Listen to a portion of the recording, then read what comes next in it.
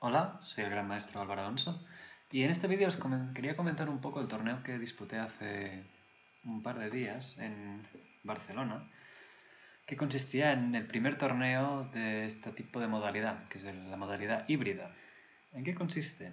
Consiste en que los jugadores van a una sala de juego con árbitros, con tableros físicos, todo normal, pero la gran diferencia es que los rivales no se encuentran ubicados en el mismo sitio, sino que se encuentran en respectivas salas, en este caso en otros países. Entonces, este año para este evento disputábamos las ciudades de Barcelona, Bratislava, Oslo y Malmo. Y en este caso jugábamos 4 tableros por cada selección y la idea era que nosotros íbamos a la sala y había un tablero físico del cual hacíamos las jugadas y estas se reproducían en liches. O sea, por ejemplo, mi rival efectuó esta y hice esta jugada en el tablero de 5 de la primera ronda y esto ya se transmitía a liches directamente, sin que yo tuviera que mediar. Y entonces cuando mi rival correspondía con la siguiente jugada, pues yo tenía que moverla en mi tablero físico. ¿Sí? Entonces, así transcurrió las 2 primeras jornadas y la tercera jornada, como hubo ciertos problemas técnicos, pues tuvimos que hacer manualmente ambas cosas, ya que era una primera prueba, un primer test y la verdad es que fue una idea interesante. Entonces, quería comentar un poco mis sensaciones y también, cómo fueron las partidas, ¿no? En la primera ronda jugaba contra Axel Smith de Malmo, es un gran maestro, 2450 de FIDE, que es especialista precisamente en esta línea. De hecho, tiene un libro del peligros de E3.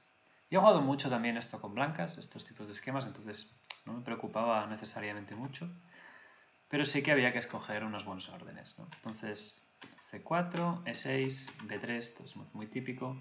B6 es la respuesta más habitual, que ahora se efectúa habitualmente. Y aquí me juego con D4.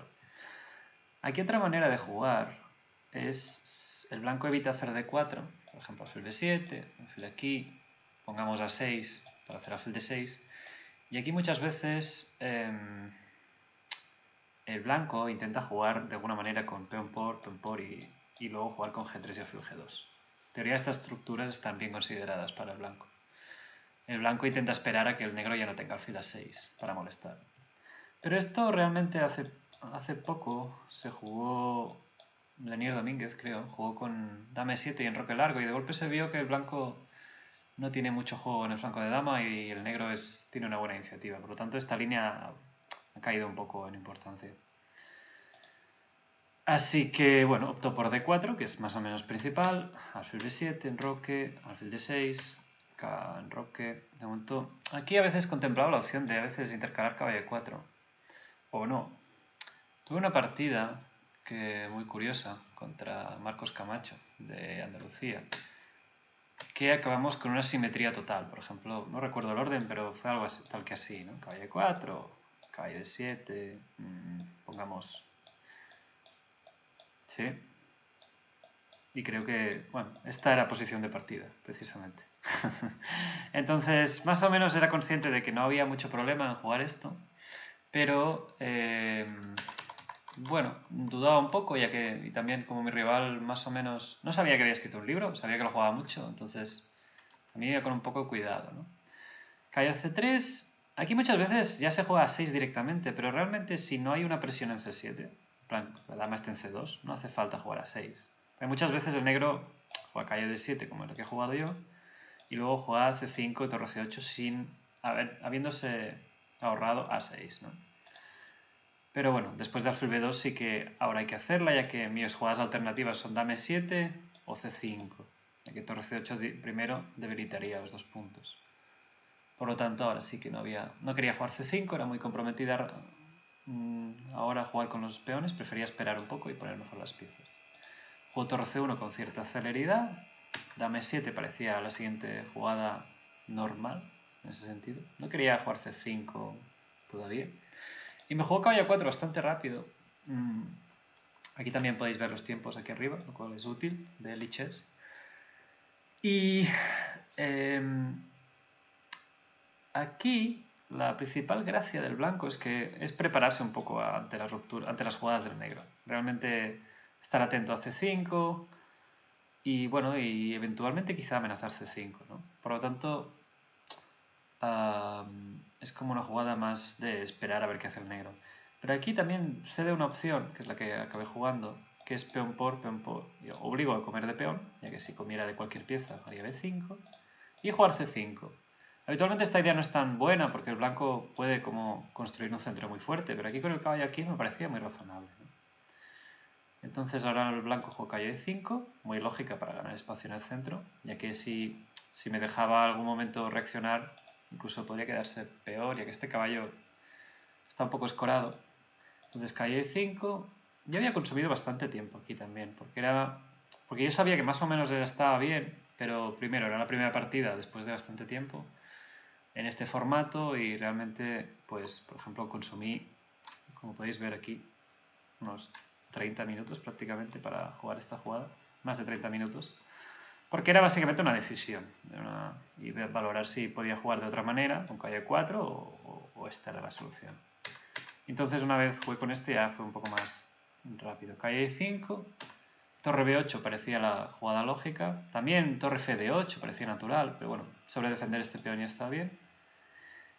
Aquí incluso pensaba dama C2 para molestar aquí, pero bueno, mi rival optó por dama E2, más posicional.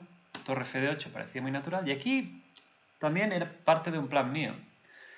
Que mi idea era que quiero sacar el alfil de aquí más o menos para defender este punto, si puedo. Y mi caballo ponerlo en G6, ¿sí? Porque eso me permitirá la dama ponerla en C7 y básicamente apuntar un poco con todas las piezas hacia este flanco. Y también tener acceso a esta casilla. Tanto si ha jugado con F4 o sin, de golpe ya estaría amenazando jugadas como peón por peón. ¿Sí? Y el caballo en G6 estaría mucho mejor también. Entonces, aquí las siguientes jugadas, el problema es que el blanco creo que no fue consciente de mi plan y yo pude efectuarlo bastante tranquilamente y no reaccionó muy bien. Jugó alfil A8, o jugó alfil A1, que bueno, sí, se sale de la columna, pero bueno, creo que mi jugada es más útil. Aquí jugué calle F8 para jugar el plan. Y aquí el blanco ya tenía que intentar buscar una simetría, de alguna manera, ¿ves? Como sugiere que es de por C5. Y, por ejemplo, no sé, defender este caballo de C2 preventivamente y jugaría un poco más pasivo, sí. Porque además, si aquí, por ejemplo, come, se va a quedar sin muchos efectivos para defender, incluso seguir tirando hacia atrás, ¿no? Era un poco la idea. Y es un poco difícil jugar así. Entonces ya te puede dar noción de que el negro, yo he optimizado mucho mejor mis piezas que no las suyas. Parece que tenemos los alfiles en las mismas diagonales, pero es que el caballo de A4 no aporta absolutamente nada y de hecho es un tema añadido a preocuparse, ¿no? Entonces mi rival sigue jugando un poco despreocupado. Ahora dama C7 pues parece muy lógica, defiendo el punto y lo que decíamos. F4, caballo F6 y aquí me acuerdo que o valoraba o caballo F3 o comer y caballo F3, porque lo dicho, el blanco necesita más activos para defender el flanco de rey y también que este caballo siga siendo relevante. El problema es que después de caballo por G6 y ahora hacer esto es que el caballo de A4 cada vez está más... Cuantas más piezas se cambien, este caballo estará peor, ¿no? Entonces mi rival cambió un par más y aquí otra vez alfil C2 parecía muy razonable para defender este caballo por si acaso y mejorar piezas y aquí mi rival ya estaba apurado. Yo más o menos me mantuve gestionando bien el tiempo, pero dama C2 ya es un error porque mi único plan es jugar E5. Es el único plan que tiene sentido. Y entonces dama C2, al debilitar este punto, lo refuerza. Y aquí ya la posición está totalmente perdida prácticamente. Dama E2.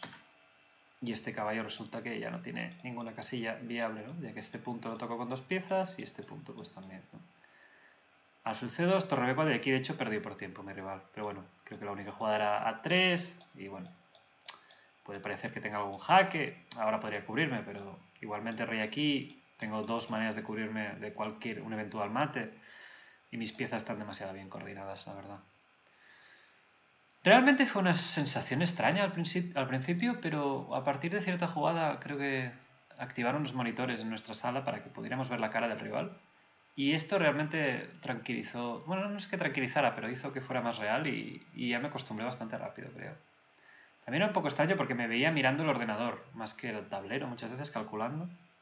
Ya que el problema es que si te concentrabas demasiado en el tablero y tu rival jugaba, pues podías no enterarte, por decirlo así.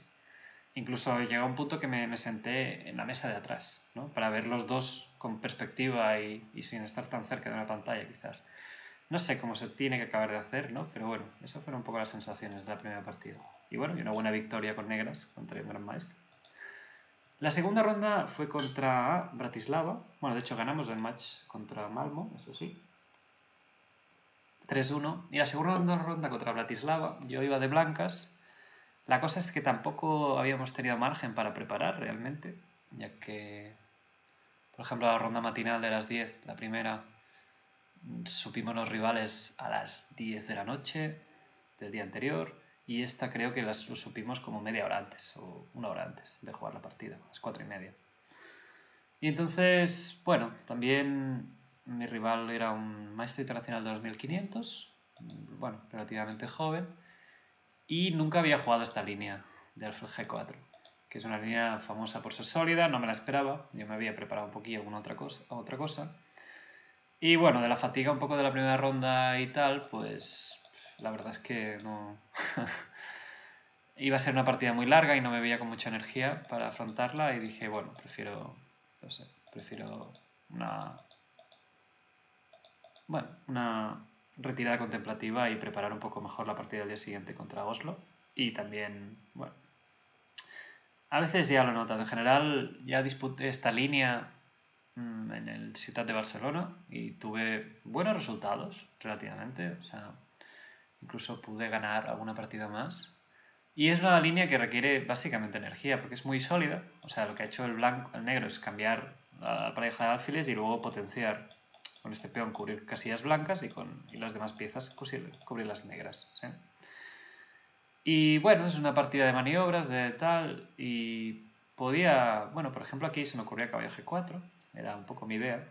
Y había cambiado ligeramente lo que había jugado en la otra partida, la última partida que jugué al G5 contra Ajax, que aquí creo que fue así la partida.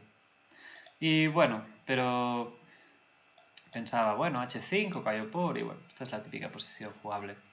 Pero además vi el match que teníamos buenas partidas, porque recuerdo que Eduard Romain estaba un poco mejor bueno, tenía una Benoni muy interesante.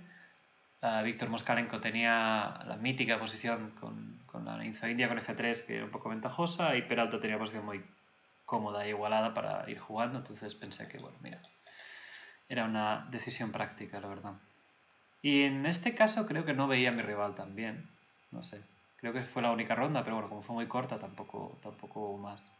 De hecho, también un pequeño fallo técnico aquí fue que creo que ofrecí tablas, pero no se recibió, sino que no se veía, no sé cómo les funcionaba a ellos, y luego se volvió como a aclarar por los chats, ¿no? Pero bueno, son pequeños fallos técnicos, ¿no? Finalmente este match lo ganamos por la mínima, ya que Peralta tenía una posición cómoda, acabó ganando. Moskalenko con polémica porque ganó por tiempo la partida, pero resulta que al final se impugnó porque había sido un problema de internet y 40 minutos después tuvo que volver a jugar. Pero esos 40 minutos, por ejemplo, el rival estuvo pensándolos. Y claro, luego esto visiblemente afectado no pude materializar la ventaja, ¿no? Pero, bueno, Moskalenko. Pero luego también tuvo algún problema Eduard Romain, que sí que en la apertura hizo una jugada y no se registró correctamente en Lichess y tuvo que perder 3-4 minutos hasta que se registró. Y realmente son pequeños detalles, pero bueno, te marcan y al final pierdes confianza. Tienes que fijarte cada vez que juegas de que se va a registrar. O sea, pierdes un punto de concentración que puedo entender que al final pues sea molesto. Sí, esos fueron pequeños detalles. Yo realmente, particularmente, no tuve ningún problema. Y es por ello que en la última ronda, contra el gran maestro Frode Urkedal, bueno, en la última ronda que se jugaba de este torneo A4, se optó por jugar en un tablero y también jugar la partida completamente por Lichess, ¿sí? Y usar el tablero más como una referencia y como, bueno, para reducir las eventualidades que pudieran ocasionar los problemas técnicos en ese sentido. creo que fue una buena medida, ya que, bueno, generalmente nosotros tuvimos pequeños deslices, pero bueno, a nivel de la retransmisión y todo fue bastante bien, en ese sentido, lo que estaba en nuestro control. Pero creo que tuvieron bastantes más problemas en otros sitios. No sé si era en Bratislava, creo que tuvieron más serio. Entonces, bueno, se optó por esta medida, como era la primera vez que se jugaba este torneo también. Y entonces, bueno, he jugado contra el gran maestro Frode Turkedal, creo que tiene más o menos mi misma edad, tiene un poco más de lo que yo, que con 4 puntos o así. Y era contra Oslo, ¿no? Entonces fue una Ragozin. Mi rival aquí siempre jugaba últimamente peón por y alfil aquí, ¿no? Entonces creo que había preparado H6, una de las líneas críticas, y más o menos estaba satisfecho. Pero aquí hay una línea con la Ragozin que yo en general, bueno, la recomiendo. Es una línea importante de saber, porque es una línea que siempre se puede probar. En plan, la pruebas, a ver si funciona, y si se defiende bien el rival y se acuerda, pues bueno. Que es alfil G5, que es precisamente la que me jugó alfil por, dama por y dama B3. Porque realmente las opciones del negro son muy reducidas.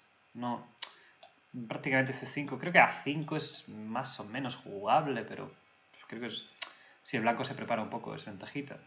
Y es una buena línea para tener el repertorio para irla haciendo cada X tiempo. También porque desincentiva un poco a jugar este esquema con negras, ya que es pocas alternativas tienes, ¿no? Entonces yo, por suerte o por, bueno, también por previsión, aunque él no la jugara nunca, me repasé esta línea porque es precisamente muy concreta. Y aquí la idea es que el negro juega muy al contraataque. Aquí dama por D5 realmente no sé específicamente cuál es la refutación. Sé que el negro podía como enrocarse y jugar mucho con la compensación. De hecho, si me hubiera comido, mi planteamiento era, bueno, pues pienso, porque nadie come y porque, bueno, tampoco será por algo, por decirlo así, y también para optimizar el tiempo de la preparación, ¿no? Entonces jugué 3, que es la principal, enroque D por C. Yo también había repasado esta línea porque había una partida de, creo que hay de 7, empezamos con el peón, el blanco toca este, y aquí, por ejemplo, esta es una posibilidad, torre por y B6, que es dar el peón a cambio de cierta compensación, pero me parece muy... o sea, es razonable la compensación que tiene el negro, ¿no? Realmente tiene un par de peones débiles, estamos atacándolos más o menos fácil. Pero bueno, el blanco también tiene buenas casillas y buenas maneras y tampoco me parecía necesario, teniendo la alternativa que es caballo F6. ¿Sí? Entonces la línea principal, que había una partida de Magnus Carlsen con blancas, es caballo D4, alfil D7. Ahora el blanco juega F3 para evitar caballo D4. Torre F8, el blanco defiende el peón. Alfil A4, ataca el defensor. Torre D4, la torre está muy bien en la cuarta fila. Comemos, justo ha pasado la torre para que pueda pasar el rey. Y aquí torre A5, creo que era la jugada. Alfil D3. Y aquí creo que Dingliren contra Carlsen, Dingliren con negras, jugó calle D7. Y después de rey aquí, fue un poco incómodo con este peón aislado, ya que el blanco se coordinaba bastante bien. Entonces, creo que había visto torre A2 jaque, rey aquí y torre C8.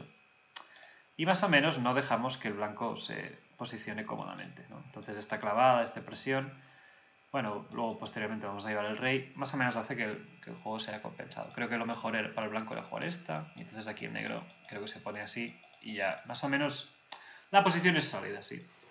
Si bien el blanco tiene un alfil contra caballo, la estructura es suficientemente sólida como para que no se note mucho y nuestro peón aislado realmente es difícil de atacar con suficientes efectivos. En todo caso, mi rival optó por C4 y aquí más o menos está fuera de teoría. A mí me sonaba este plan, alfil D6 y torre C8, pero vagamente y de otra línea. Entonces, bueno, alfil D6 parecía muy razonable, ya que amenazamos el peón y si come, comemos y ganamos un tiempo para amenazar. Y aquí jugué torre F8 más por intuición que por fijarme mucho, porque luego quizá hubiera jugado la otra, ya que tiene una ventaja objetiva, ¿no? Que es que caballo por peón por peón por. Si ahora torre C1 como hizo en la partida, ahora creo que calle 4 tiene más fuerza, porque tocamos este punto con la torre. Y era un hecho que no pasé por alto. Entonces simplemente pensé que ya tenía que optar por torre C7 y torre C8, que era la manera de recuperar este peón, ¿sí? Pero entonces jugué torre F8 bastante rápido. Aquí podéis ver los tiempos, más o menos. Caballo por E6, peón por, torre C1. Al menos obligas al negro a que pierda un par de tiempos. Alfil D3, torre C8, rey D2, torre por C5. Y entonces esta era un poco la posición crítica del final. Porque este final parece que el alfil es más fuerte que el caballo, que creo que sí. Pero también hay un problema latente para el blanco, que es que si... yo tengo la mayoría alejada, por decirlo así, o sea, tengo una minoría alejada de la mayoría, por decirlo así. Entonces muchas veces tendré la opción de avanzar estos peones para despistar la atención y irme hacia el flanco de rey, ¿sí?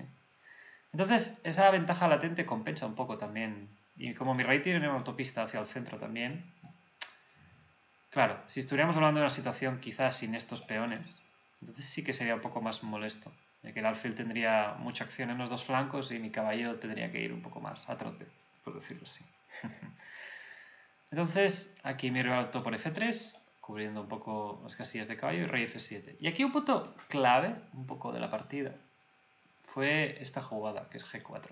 Luego, viendo los comentarios de mi rival en su stream, lo cual fue muy interesante, la verdad, con Ariantari, vio que su idea principal era jugar H4 y G4, sí.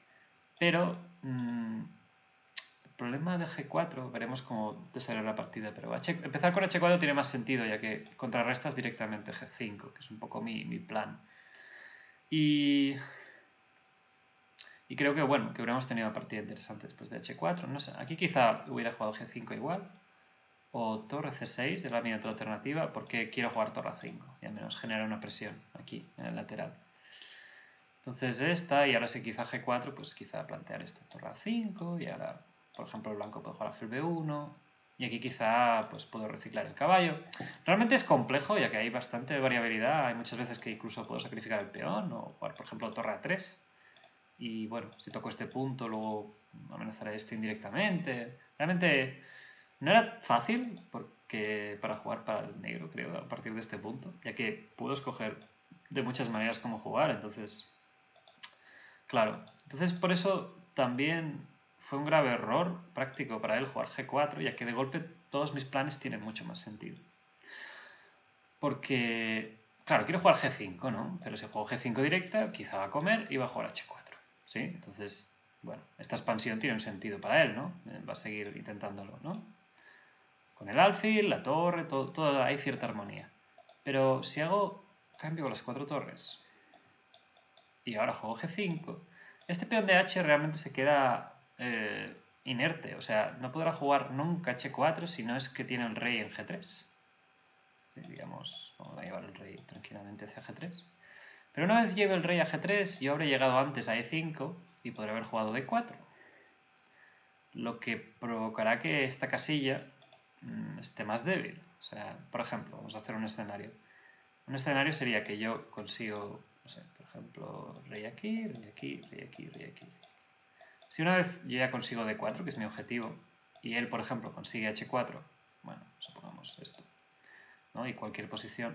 Esta estructura, yo con un peón de menos la estoy ganando. No puede avanzar nunca, nunca puede aprovechar. Este alfil es malo en este sentido, ¿no? Es por tanto que, claro, de golpe yo tendré la opción de avanzar mis peones y él, en cambio, no. Yo con un peón de menos. Por eso es muy importante que, claro, para hacer H4 va a necesitar el rey, que está muy lejos, y si nunca puede jugar H4, pues se va a quedar con un peón con una mayoría poco móvil. Entonces yo valoreaba que, digo, bueno, voy a llegar aquí, y entonces, para hacer F4 la única manera será precisamente llevar al rey a donde habíamos dicho, a G3, pero como no podrá, porque le voy a jugar D4 cuando se vaya demasiado, era como que con 3 peones paraba 4. Y además tenía estos dos en la retaguardia que más adelante avanzarían. Entonces me parecía una posición muy peligrosa para él, y de hecho más o menos así fue. Mi rival intenta, bueno, desestabilizar un poco la estructura. Rey C3, caballo 8. Aquí había una idea muy divertida, que era G4, F4. Y la idea es que sacrifico un poco un peón a cambio de tener bastante dominio, ¿no? Entonces, incluso veía algunas ideas curiosas, que si por ejemplo defiendo el peón por este punto, ahora de golpe incluso tengo que temer por mi vida, ya que muchas veces el blanco puede jugar G5 y el peón por H. Y como tengo el rey tapado, O sea, no puedo tirar para atrás. Incluso sería peligroso, ¿no? Creo que, bueno, más o menos quizá puedo defenderme con calle 8, pero bueno, esas eran un poco las ideas también que tenían aquí el blanco. Y creo que tenía que optar por alguna de estas ideas. Pero bueno, en general también F4 topaba con rey E4. Y no tengo prisa. Y lo mismo dicho, este peón es un poco inútil, por decirlo así. Al blanco le hubiera gustado ya tenerlo cambiado. La gran diferencia que hubiera sido. Sí. Entonces, bueno, mi rival optó por A4, que creo que es un error, ya que ya me deja la opción de hacer la ruptura rápidamente y de provocar que ya tenga el pasado. Entonces, creo que es mejor, teniendo la fuerza del alfil, pues esperar a que el negro tenga que avanzar mucho más y quizá pueda comer el peón antes. Pero bueno, aquí ya es una posición muy incómoda. Y de hecho, si nos fijamos en el tiempo, había sacado un margen muy considerable, ya que realmente no tuve muchas alternativas. Una vez que tuve que plantearme algo, juego G4, por lo tanto, quizás la jugada que pensé más, unos 20 minutos, sí. Pero a partir de aquí, bueno, todo fue bastante natural. Calle 8 a 4, aquí calle C7, creo que es importante. Porque quiero jugar a 5 y B5 y entonces no puedo defender este punto, solo puedo defender desde aquí y con el rey lo voy a echar. Porque tengo controladas las demás casillas. Por ejemplo, si hubiera jugado calle D6 o fila 6, y bueno, y ahora no es tan fácil, y bueno, calle C7 parece un poco mejor. A5, o H3, que es insustancial, alfil D7, rey aquí, como decíamos, y ahora después de B5 es que es muy fácil para mí. Creo que tenía mejor alfil D3, quizá un poco mejor, para tener, para que el alfil llegara a una casilla más aceptable. Pero aquí después de B5 y ahora justo D4, y ahora precisamente el caso que habíamos dicho, el peón alejado que se tiene que ocupar el rey, y yo me iré a comer todos los peones. Ya realmente era cuestión de técnica. Aquí rey A4 pues no llega a tiempo nunca, porque es que como todo, y voy a comerme esta. Aquí por ejemplo veía el escenario, ¿cuál sería el único escenario en el cual quizá haría tablas? Sería un escenario en que el rey llegara a H5. Pero claro, para llegar a H5 tenía que justo cuando me como el peón de G4, ¿no? Entonces yo estoy mucho más cerca. Y además tengo el rey por el medio. Por lo tanto, podría esperar incluso hacer primero las jugadas de caballo y luego ya ir con el rey tranquilamente. Entonces yo tengo 1, 2, 3 jugadas y él desde este punto tiene 1, 2, 3, 4, 5, 6. Por lo tanto, o bueno, 6 para comerse este peón. Por lo tanto, o sea, funcionaba muy fácilmente, visualmente, este final. Y realmente no consumí mucho tiempo para ello. Bueno, caballo por F3. Aquí hizo un par de jugadas con décimas, como podéis ver. 8 décimas. No, 2 décimas, porque eso suman 35 segundos. 8 décimas, 7 décimas. Aquí ya no apuro tanto. Y aquí me hizo gracia la idea que tuvo él, el truco para cazar el caballo, pero que no era suficiente, que es que da estos dos peones y casualmente el caballo se ha quedado sin casillas, ya que este alfil lo cubre, pero este peón es imparable, ¿sí? Entonces después de rey por A3 y el blanco no puede hacer esto diagonal. Y entonces, bueno, más o menos fue un torneo bastante bueno a nivel personal. Ganamos el torneo, ganamos los 3 matches. Y además, un detalle importante es que era válido para Elo Internacional. Y era la primera prueba. Y realmente, bueno, hubo un par de partidas que creo que se han suspendido para que computen para Elo porque hubo un par de incidentes. Que habíamos comentado de Moskalenko y también otra que perdieron los dos por tiempo simultáneamente. No sé cómo fue, pero así lo dicen. Pero aparte de eso, realmente me pareció una alternativa muy interesante. Realmente sentí que estaba jugando, sobre todo gracias a que pudiera ver la cara del rival por Zoom. Parece una tontería, pero bueno, es como también puedes interpretar cómo está sintiéndolo, si está concentrado, si no. Yo, por ejemplo, en esta última partida ya me sentía un poco como si jugara una partida normal, en plan. Porque, por ejemplo, mi rival pensó bastante todas estas jugadas. Bueno, más por aquí, y aquí pensó este final bastante, 10 minutos, 12. Y yo, como tenía bastante las ideas claras, tampoco era que. O sea, no sé, por ejemplo, estaba más levantado en ese sentido, ¿no? Entonces parecía un torneo incluso normal, ¿sí? De hecho, a modo de curiosidad, esta partida empezó con 75, cuando habitualmente es hora y media, porque mi rival llegó 15 minutos tarde. Entonces, como Liches te da la funcionalidad de añadir tiempo, pues empezamos con 75 y en la primera jugada me añadió 15 minutos, ¿sí? Y bueno, y aparte de eso subí eso, unos 8 puntos de Elo, muy contento, buenos resultados. Ganar a 2 grandes maestros de negras y bueno, las tablas de blancas un poco conservadoras, pero bueno, en fin, sí, sí, siguen ganando de negras. Y bueno, y para el futuro, bueno, los aspectos técnicos sí que hay que irlos definiendo, en plan, qué pasa en estos casos que llega tarde, qué pasa en estos casos de, yo qué sé, cómo interpretar cuando hay no sé, cuando no llega una jugada. El problema también es que, claro, no hay un dominio de las funcionalidades que tiene Liches para esto. Entonces, no sé, por ejemplo, quizás sería mejor utilizar otra web. O sea, es todo muy verde, es la primera vez que se disputa un torneo de tal categoría. Entonces, bueno, agradecer a las 4 ciudades participantes porque ha sido realmente una ocasión interesante y bueno, de sentar un precedente también en el mundo del ajedrez siempre es de agradecer y bueno, y a nivel personal muy contento, muy buenos resultados y nada, dentro de lo poco que se puede jugar estos días, pues ha sido un buen torneo. Y nada, si tenéis alguna pregunta o alguna cosa sobre cómo ha ido el torneo o de las partidas, pues como siempre estaré encantado de responderos en los mensajes. Así que nada, sin más, esto ha sido el torneo híbrido y hasta el próximo vídeo.